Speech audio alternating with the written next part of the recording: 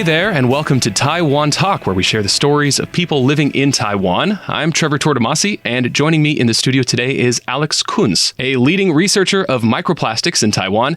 Alex, welcome to the show. Hello. So I guess we'll get started with the most straightforward question. Can you tell us more about your work and research in microplastics? Yes, so currently I'm working mostly on rivers in Taiwan, so on the microplastic pollution in the rivers. And we did some studies in the Tanshui River here in Taipei, but also in the U River in Taichung. And I also have worked a lot on the beaches in northern Taiwan.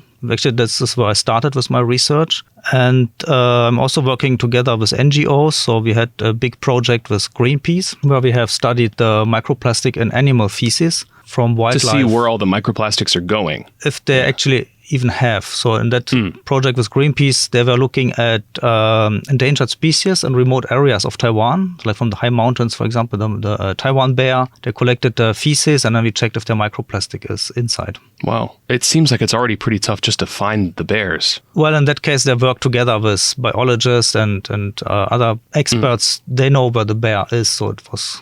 So specifically, many rivers in Taiwan, I noticed that you had written one paper especially on the Tamsui River. And what findings have you found that differed throughout Taiwan? So far we only have Tamsui River and the tributaries like Jilong River, Xindian and Dan River, and U River and Taichung. This will be published hopefully soon. I mean, so far we find always microplastic in the river. So it's not that there's some clean spots. It's always something depending where you look. So for example, in city areas, you have very high concentrations. In remote areas, less. And it also depends a little bit if you just had rainfall or not, of the dry season. During rainfall, we have more microplastic in the rivers than during dry seasons. Is that because things get washed into the river from outside? Okay. Yes, right. A lot of microplastic is actually produced on land just to do with some industry processes or even people just cutting something, releasing microplastic particles. They often go just in the drain and then they're flushed into rivers.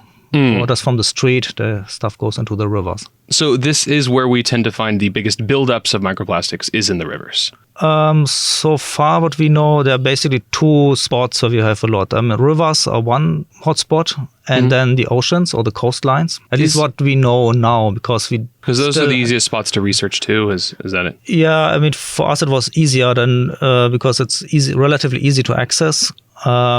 If you want to study on land, it's a big area, so you have to cover large areas to do this kind of research. And so where are all these microplastics coming from? I think some of the answers might be obvious, but have you found anything new or interesting that you might think people might not know? Yeah, I mean, the most interesting thing is that we see that the microplastic already comes directly from the land. So in the past, we assumed that it's like breaking down from big pieces. So like people throw away something, it stays in the nature for a while, it's weathering, it's breaking down into smaller pieces. But it seems that there are some processes already that really create microplastic. So it's not like a secondary thing, it's already primary. Just from trash, from garbage, or? Yeah, so for example, if you open plastic packing, it can happen that there are small particles released and falling down, you wipe them off maybe and then flush them down. From washing the clothes can release microplastic because most clothes now are synthetic fibers. Wow. So when you wash, I mean, if you check your dryer or your washing machine once in a while, you will see a buildup of fibers and most of them are plastic fibers actually. Or if you buy some like fruits, they come in this net.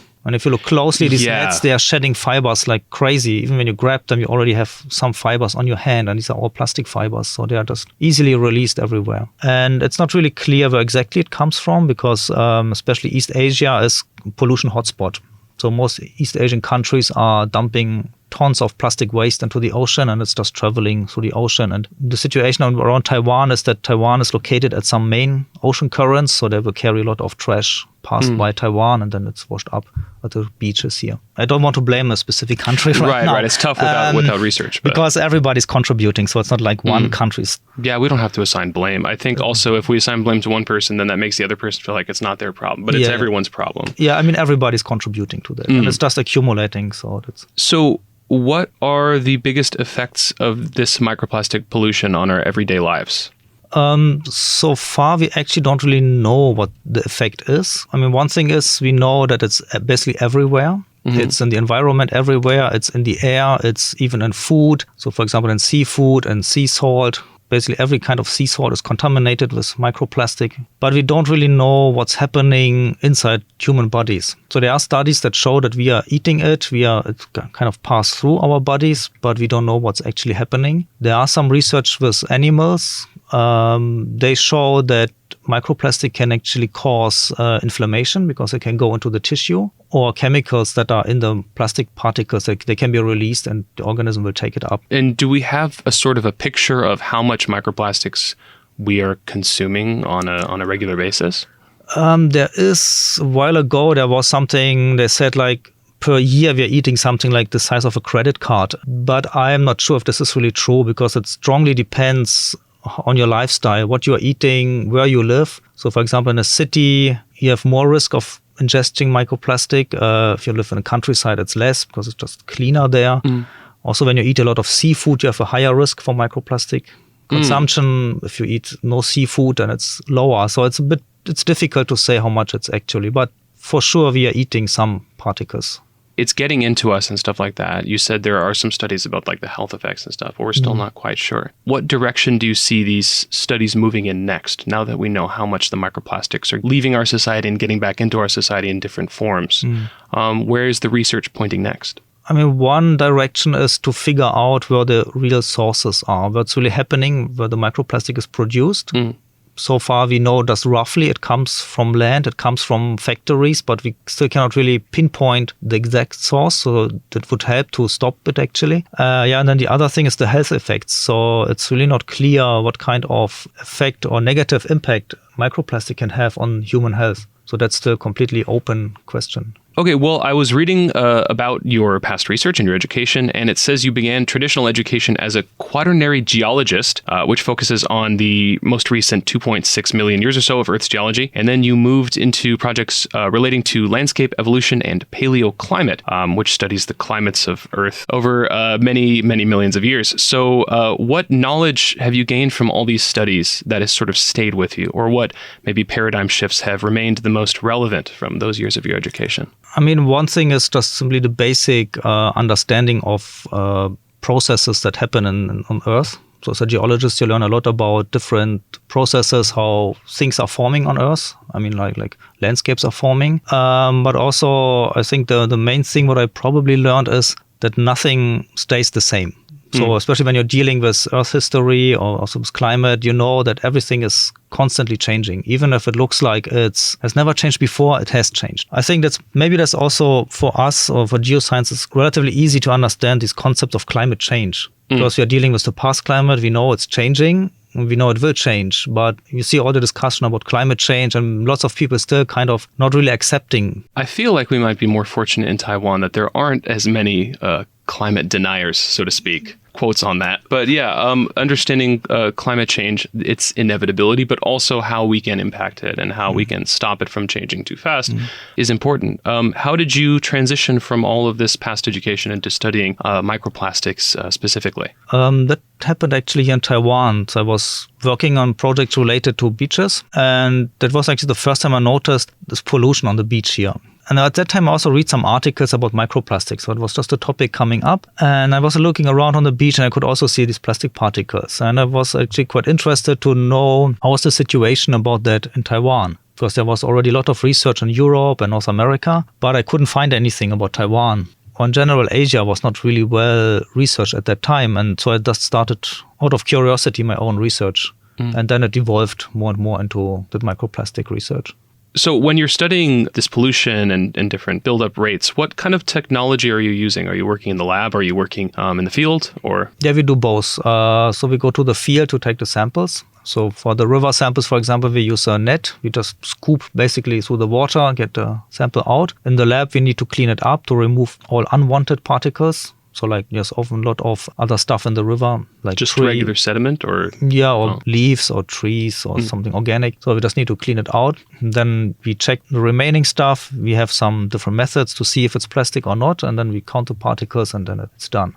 What is the most difficult aspect of your research so far? Actually, there were quite a couple of challenges because what I did was relatively new here in Taiwan. So to find access to certain devices, to like Raman spectrometers or FTIR spectrometers to do the analysis to see if the material is plastic or not. I think that's always a bit challenging. Then, of course, every time challenging is to take the sample because each place is different, so you need to adapt for the location. We also have to come up with methods how to take samples. And sometimes you also have getting trouble, just like you want to take samples somewhere and it's just not working because you can't access the area or access is denied completely. You're not allowed to do something there. So these are also some... You haven't felt any pushback from officials or governments in your collecting of data, have you? We had once a little bit strange situation. So we joined a bigger research group from Academia Sinica and they were working in different reservoirs in Taiwan. I don't tell the name of the reservoir, don't to get in trouble. So many scientists are doing different studies in there and they kind of invited us, you want to join us and you can take samples there and check if there's microplastic. And we did some tests and we actually found something. And we wanted to do a little bit bigger thing because that research group was only on one area, but we wanted to study the whole thing. So and then we came up with a research plan and suggested this to the authorities. And when they figured out what we actually want to do, they said, no, you are not allowed to do that because they don't want to get anything involved with environmental pollution, which I find a little bit strange because we are actually not there to expose them. We just wanted to see what's going on, but they denied completely that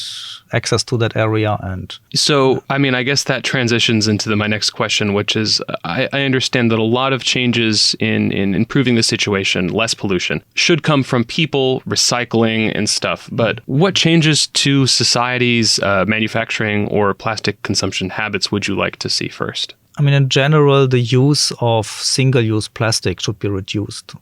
Or in general, the amount of plastic that we are using needs to be reduced. You need to look where it's necessary. I mean, sometimes it's necessary to use something with plastic, but often you can have an alternative, which is more environmental friendly. But I think the politics needs to push harder into this. I mean, there have been these attempts of plastic ban, but it's kind of not very effective, I have the feeling. Right. There's like the save 5 NT by bringing in your own cups to Starbucks and stuff. I feel like these are good first. It's good that we're taking a first step, but I also agree that we could be trying a lot harder. I mean, the plastic bag ban apparently here in Taiwan, I don't feel it much, to be honest. If you go to a wet market, you still come back with thousands of plastic bags. Also, bakeries still put everything in a plastic bag. I know when I go in Germany to a bakery, I get stuff in a paper bag. I mean, it was always like that. I don't know why they can't use a paper bag here. There are often these things where you just need to offer an alternative. I think people will just take it. I mean, I don't really care if I have a plastic cup or a paper cup. But if I have the choice, then I can decide which one I take. And often this choice is missing. You're just left with the plastic. And I think the politics must push harder, also give incentive for the industry to offer alternatives. So when this discussion came up in many countries about banning plastic,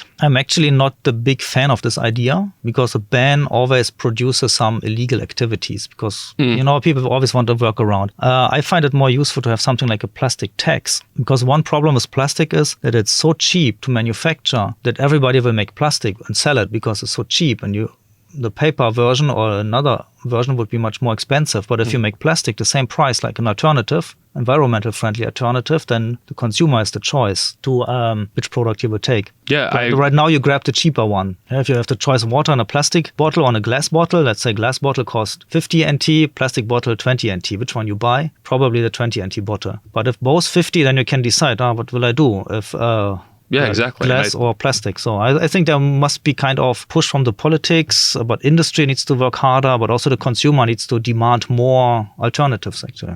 Right. Okay, cool. Well, thank you so much for joining us in the studio today, Alex. Yeah, thank you. And thanks to you, the listener. If you'd like to hear more from ICRT, you can listen to full-length episodes of Taiwan Talk, wherever you normally find podcasts, and you can help us out by telling a friend. Anyway, that's it for this episode of Taiwan Talk. Until next time, I'm Trevor Tortomasi on ICRT FM 100.